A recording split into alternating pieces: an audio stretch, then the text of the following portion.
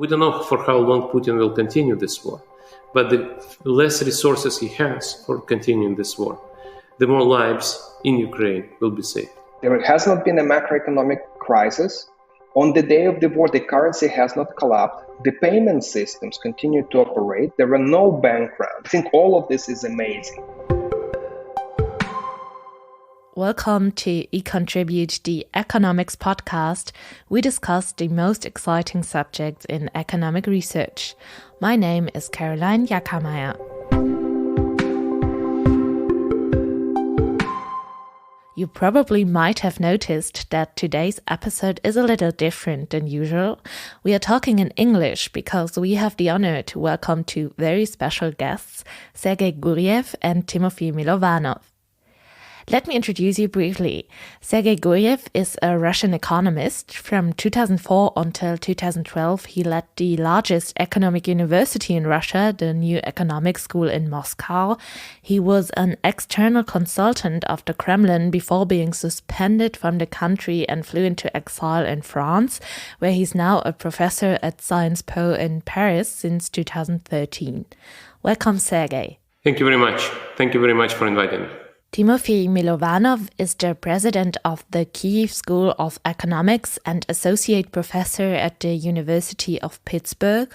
He is a former minister of economic development, trade and agriculture in Ukraine and a consultant to Wolodymyr Selenskyj. He has been teaching for a long time at European and American universities, including the University of Bonn. Thank you so much for taking the time. Thank you for the privilege. Today we want to discuss what changed from February 24, 2022 on when Putin's troops invaded eastern Ukraine, starting another episode of a terrible war on European ground. In the face of tragedy, there is a role for economic research to play in understanding the economic consequences of what we witness and how to deal with them. So that's why we want to analyze the economic situation of Ukraine and Russia 1 year later. Before we dive into the consequences of the war, let us briefly summarize how we got there. An impossible challenge within a minute, but just to get a feeling from where we came from in the beginning of 2022. Because Putin's invasion of Ukraine following his annexion of Crimea in 2014 did not come out of the blue. Sergei, you've been analyzing the survival of authoritarian regimes, including Putin's behavior during his presidency in Russia, coming to the conclusion that he shifted from being a so-called spin dictator, which basically means pretending to be a democrat, to building a dictatorship based on repression and fear. What does this mean exactly, and what does it have to do with Russia's economic development? This is indeed related to economic factors. This is also related to the rise of social media in Russia. Putin's spin dictatorship was based on initially on prosperity, which was the case of the first 10 years in power when incomes have grown at the pace the Russian public has never seen before. Growing GDP per capita was growing at about 7% per year. Then, when after the first war in Ukraine, the annexation of Crimea in 2014, the lower oil prices, sanctions against Russia, Russian growth has disappeared. Russia entered into a decade of stagnation. So it was much harder for Putin to remain popular. So he started to use selective censorship, covert repression against the opposition. But with the growth of social media, especially YouTube, it was harder and harder for Putin to maintain this pretense of being a democrat.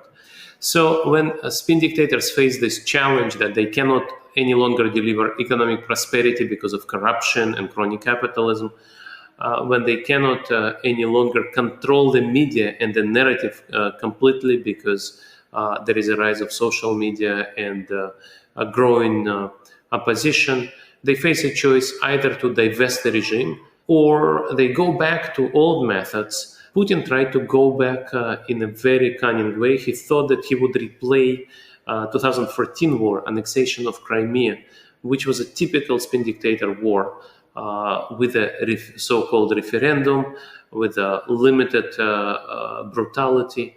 So he wanted to run a small victorious campaign, a quick relatively bloodless war, take Kyiv in 3 or 4 days, that would allow him to boost his popularity again. But this time around, he miscalculated, he underestimated the courage and the unity of Ukrainian resistance. He also underestimated the response of the West, and he overestimated his own army. Let us also take a look at the situation in Ukraine in the beginning of 2022.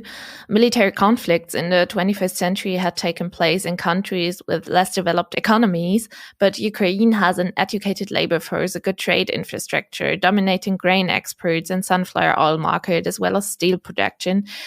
On the other hand, we also already had or came from a tense situation with Putin threatening Ukraine's border for months and the economy being under pressure due to COVID. Timofiy, where did Ukraine stand in terms of economy in the beginning of last year? Ukrainians believe, and I'm a Ukrainian, that the war started in 2014 with the annexation of Crimea. So for us, it's just another episode of the war.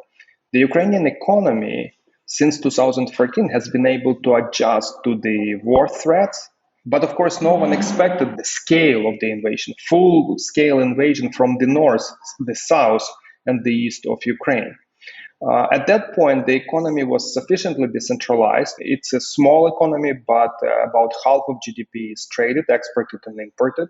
And the government since 2014 has conducted a set of major economic reforms, from creating a comprehensive anti-corruption infrastructure to decentralization, the bank and financial sector reform. So at the beginning of the war and just before the war, the macroeconomic stability maintained, which is in fact a miracle.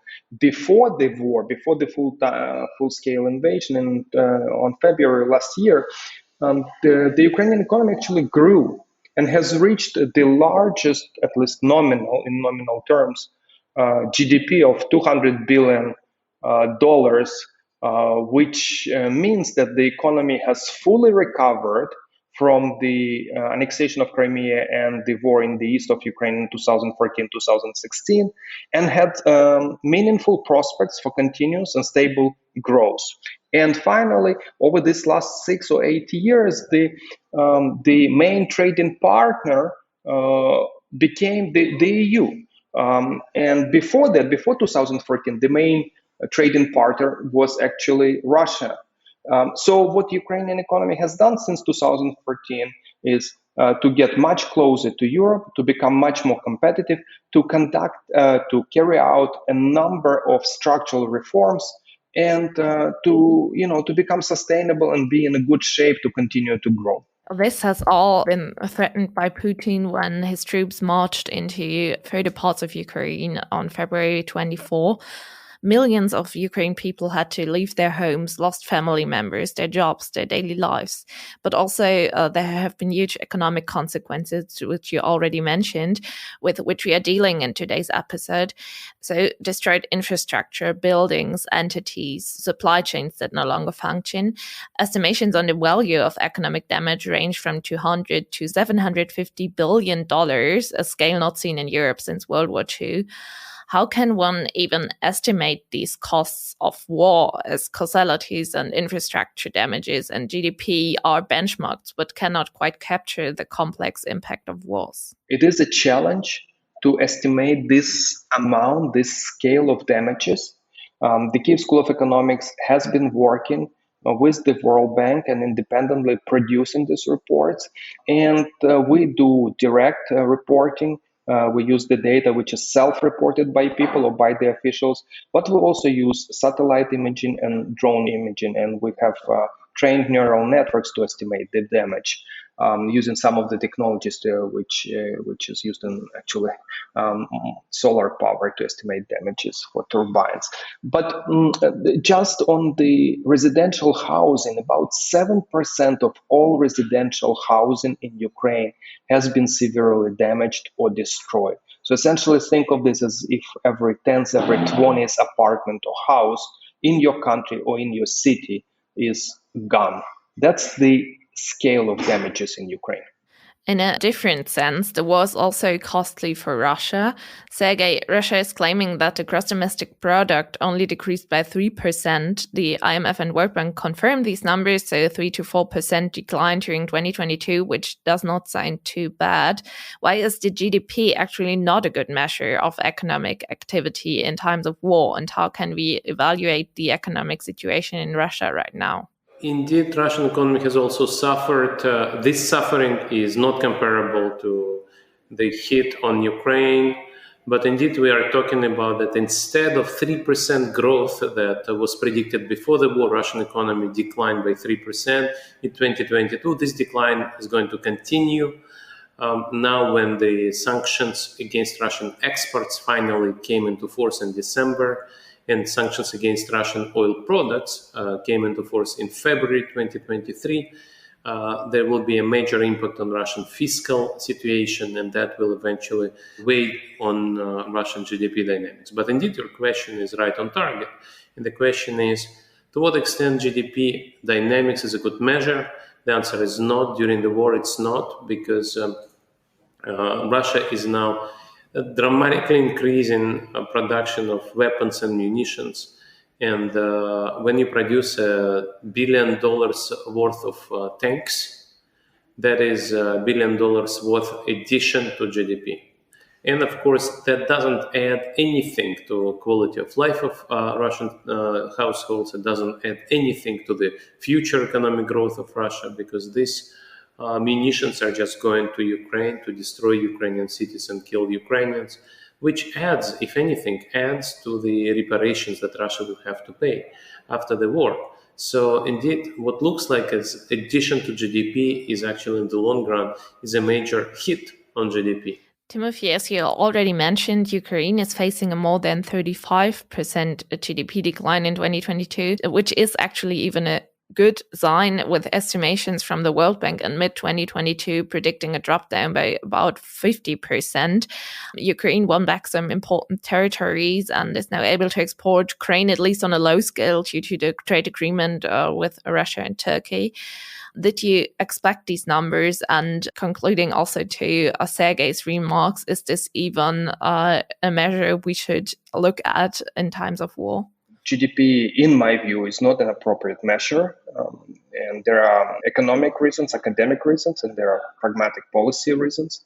But you're also correct that even this measure has shown a decrease of 30%, which is much better than the estimate, as you said, of the World Bank and others. Because the worry was that those early estimates, they ignored or didn't take into account the Russian missile attacks on the critical infrastructure, on the energy, on the power grid.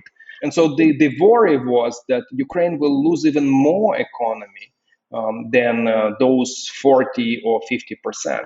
However, everyone was surprised when the numbers came up at 30.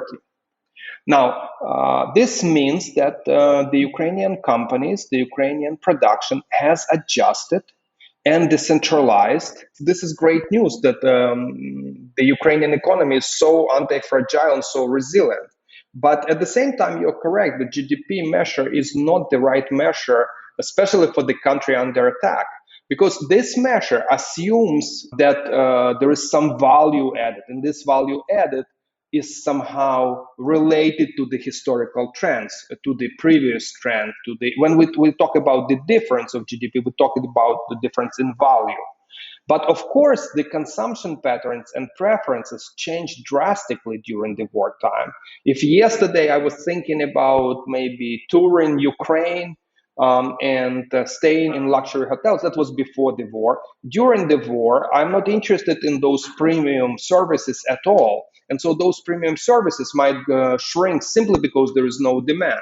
Instead, I'm much more interested in safety, in social support. To give an example, we have, let's say, an analyst at the Kyiv School of Economics, which used to produce, let's say, $10,000 or $20,000 of added value a month before the war. But now he is mobilized and he's not producing any value because he's a defender.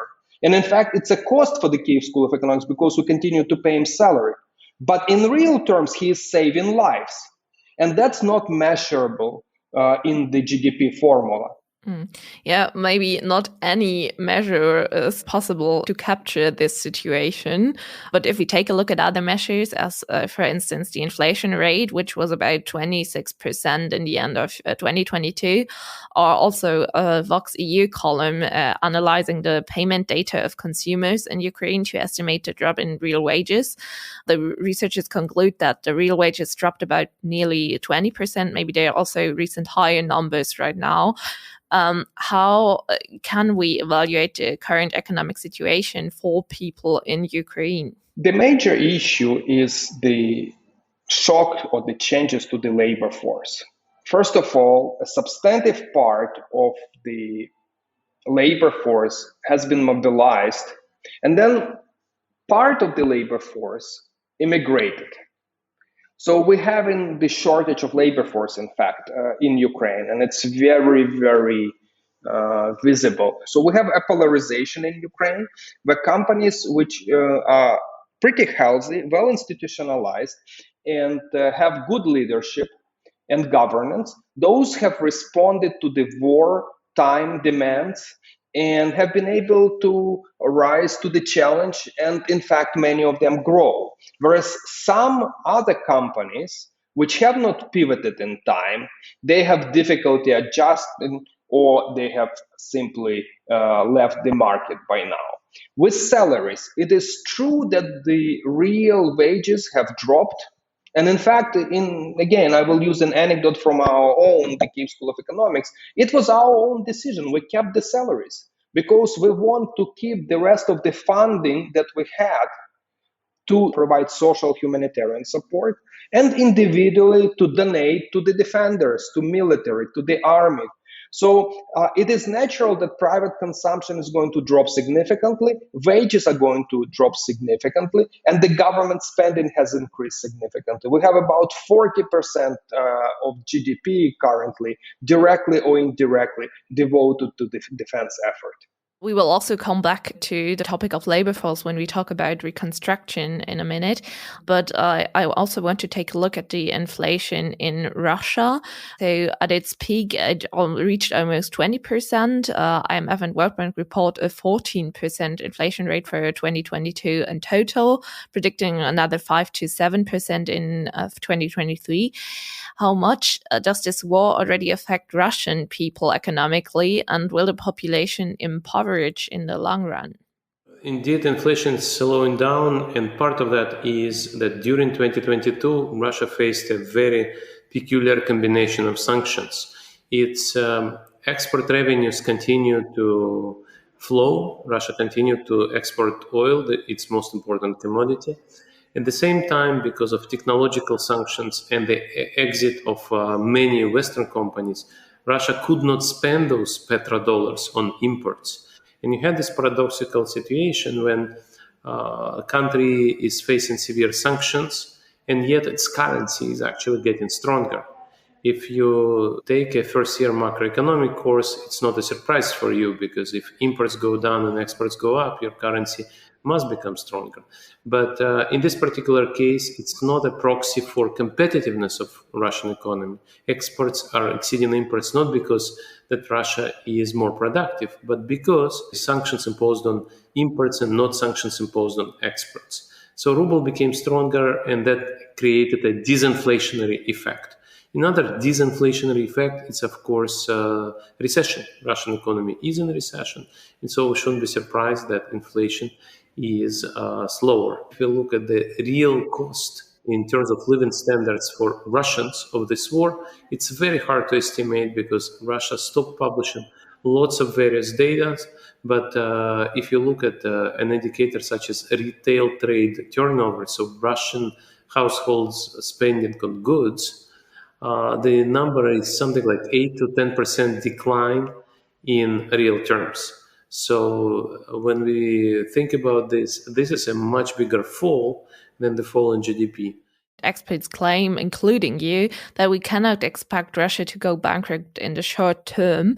For how much longer will Putin be able to finance the war, and where do his resources come from?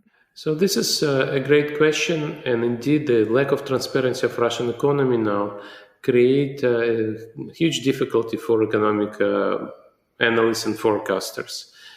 Basically, with the sanctions in place, independent estimates are that Russian fiscal Russian fiscal deficit will grow to something like 5% of GDP.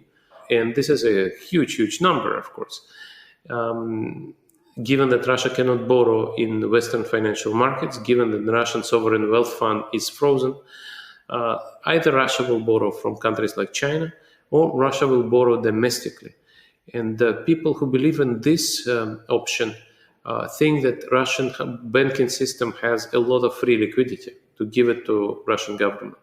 This is not clear because Russian banks stopped publishing data. The central bank explicitly told them not to publish data. And we can only judge by the actions rather than by words. The revealed preference is that the second largest bank, VTB, asked for recapitalization. That means that banking system is not doing very well. But how badly, we don't know. However, whatever we say, every additional dollar that Putin gets is a dollar he can spend on killing Ukrainians. And therefore, sanctions that increase budget deficit, that increase pressure on Putin to reduce spending on the war.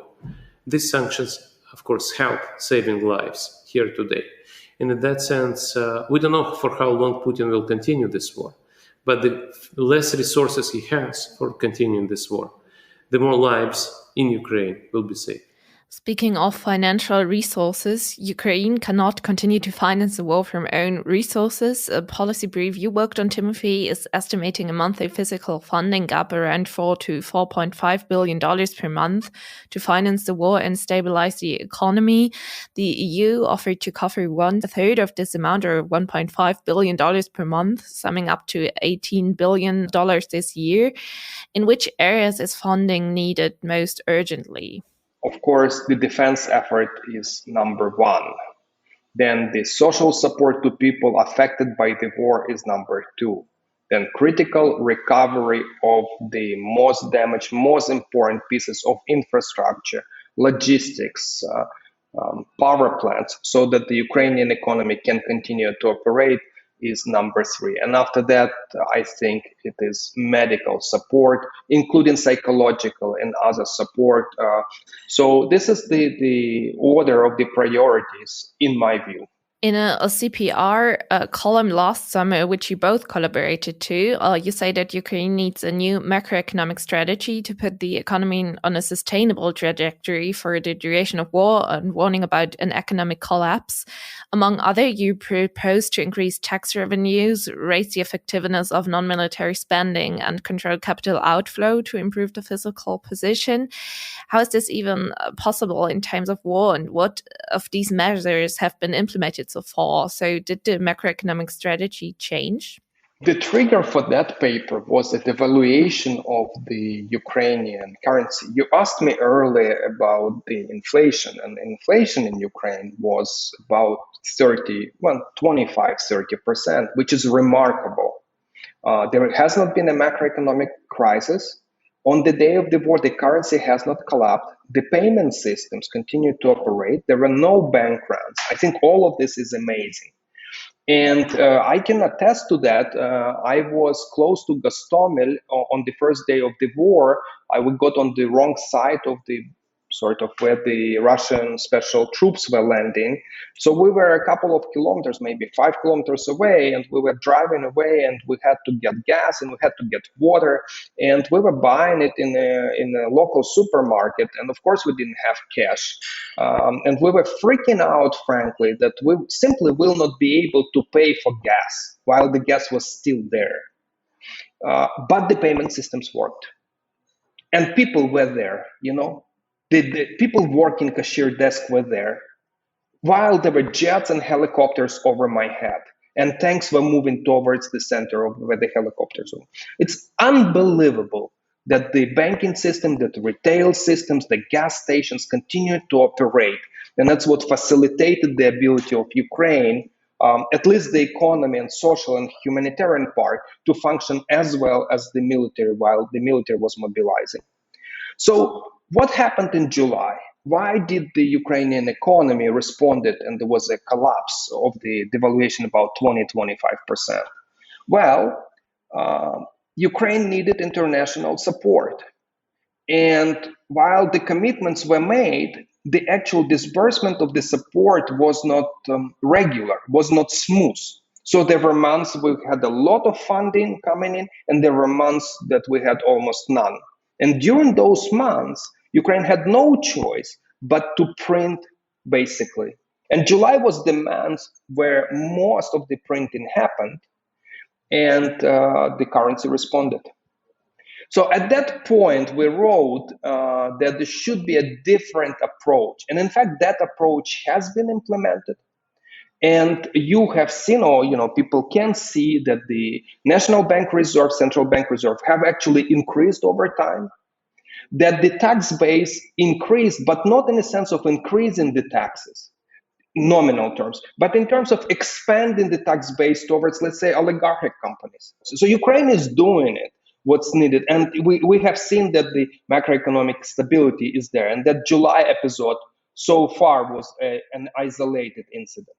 So let's maybe take a look at the future. An often cited term when we speak of rebuilding Ukraine is a Marshall Plan, remembering on the financial aids of the US for Western European rebuilding after World War II. Especially Becker et al. Brought up this term in the Ukrainian context, suggesting a two-phase reconstruction plan in their paper. First, to restore critical infrastructure rapidly, and a second, to concentrate on human capital accumulation in terms of upgrading the institutional environment. Timofiy, you've made some critical comments about the term Marshall Plan. Why so? Do you think that is an appropriate term for reconstruction in Ukraine? Yeah, I don't quite remember, frankly, what I criticized about the term specifically. Maybe I should have said it should be Zelenskyj plan or something else. But if we get serious about this, I think this is not going to be the victory like in Germany, where after the war, Ukraine will be a failed state and there would be a need for a Marshall Plan in the sense of the rest of the world come in and rebuild it. So there are some challenges, and these two challenges is that Ukraine is a functioning state, a developing economy. There are still a lot of things that we have to get done. We have a lot of vested interest, a lot of corrupt officials that we're trying to get rid of. There are still, I know personally some of the guys who have worked with Yanukovych, the pro-Russian president who left, who later fled to Russia. And they're still there, they have quite a good connection in the system. And the judicial reform needs to be finished. So there are challenges.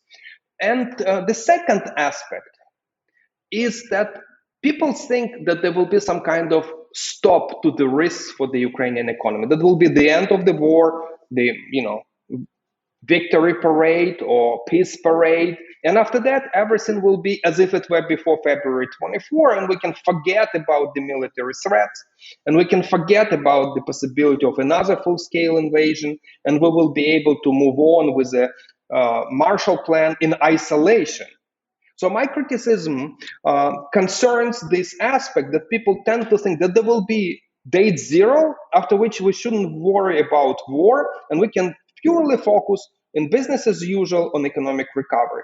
But I think the reality is that Ukraine will have to devote about 20% of its GDP for military and defense in the foreseeable future until Russia becomes a democratic country in true sense.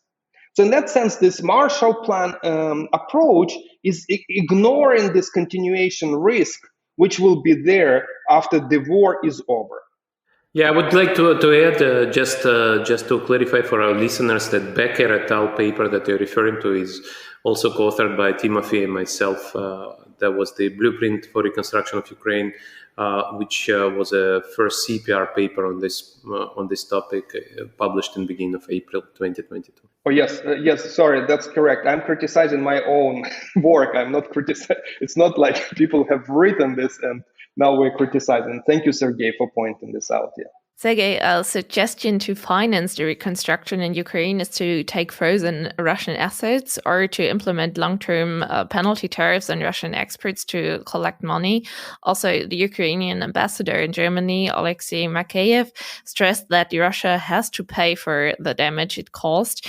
Would taking these frozen assets to do so be a realistic option? Yes, I'm pretty sure it will be, because Russia's definitely launched this war of aggression and is culpable for destroying Ukrainian infrastructure and killing Ukrainians. And either there'll be some extra legal solution, or there'll be a legal process which will result in Ukraine having a right to ask Russia to pay, to demand Russia to pay. There will be assets that are frozen now. Russia under Putin, before becoming a democratic country, Russia under Putin will refuse to pay. If Russia is democratic, then Russia will, of course, pay reparations. In the paper you mentioned, we've seen already in the previous episodes like this, that certain countries would pay things up front. Certain countries have a long-term arrangement in place. For example, after invading Kuwait, Iraq was paying to Kuwait for 30 years a share of its oil exports. This is completely doable for Russia, and the democratic Russia that Timofiy has mentioned should do that. And if Putin continues to run Russia, then it should be a decision according to which Ukraine can take money that is already frozen. You already mentioned that Russia is facing a bad recession, the worst recession since the end of the Cold War 30 years ago. It destroys its future, and there will be no quick recovery without the sanctions being removed. The recession will continue, brain drain will go on, so labor force leaving Russia, and there's a risk of Russia being isolated from global economy for a long time, with foreign investments already being low before the war and dropping down even more. Will Russia become isolated in the long term and become the next North Korea? Well, if Russia remains dictatorial, whatever the outcome of the war, unless Russia fully returns the territory, withdraws and pays reparations and send war criminals to the International Tribunal, Russia will remain under sanctions and will become something like North Korea. I fully agree. On the other side, if Putin is removed, if there is no guarantee that after Putin, Russia will immediately become democratic. But if Russia becomes democratic, we can actually refer to what's happened to Germany after World War II. You can rebuild democracy and you can overcome isolation reasonably rapidly. So in that sense, much depends not only on what happens on the battleground in Ukraine, but also what happens in Russia in terms of political change. Researchers of the European Bank for Reconstruction and Development come to the conclusion that wars on nations' territory are often followed by a significant loss in GDP per capita in the long term. There's a wide literature focusing on the long-term outcomes on mental health and education, resulting in long-term earning losses. Timofiy, hoping and assuming that the war ends soon and rebuilding proceeds as planned, how quick can the Ukrainian economy recover? Tough question. The damage is so extensive. But also, while Ukraine is being destroyed physically, Ukrainian nation is being born. So when we talk about how much time we need to recover, it depends on what we mean by that. Some things we won't be able to recover at all. Of course, lives lost, damage, some cities we might not necessarily even choose to rebuild. We might not have the resources to do. But I'm very optimistic about the future of Ukraine and the Ukrainian economy, given how well it is performing during the war. So I think in 2-3 years, we will be able to have the vibrant, growing economy. There are challenges on the way. One is that people talk about it's corruption. Courts have to be cleaned up. But also, I think we have to address a number of issues such as post-war risk insurance to bring private capital. We have to create a better business climate to facilitate investment. We have to make sure property rights are well protected. That's why I keep saying already several times today about the judicial reform. And I think given those preconditions, Ukraine will grow. Because if Ukraine was able to grow between 2014 and 2020 or 2021, being in the state of war, it definitely will be able to grow after the war is over. If we can agree on one thing, war massively harms the economy. Economic recovering from war will be a big international challenge. Thank you both so much for taking the time and being here today, and I wish you all the best. Thank you very much. Thank you so much. This was the Economics podcast of the Cluster of Excellence eContribute at the Universities of Bonn and Cologne, funded by the German Research Foundation. In the cluster, our members conduct research in the fields of political science, law, economics, psychology, and sociology. We want to better understand markets in order to overcome social, technological, and economic challenges of today's world. Thank you for listening.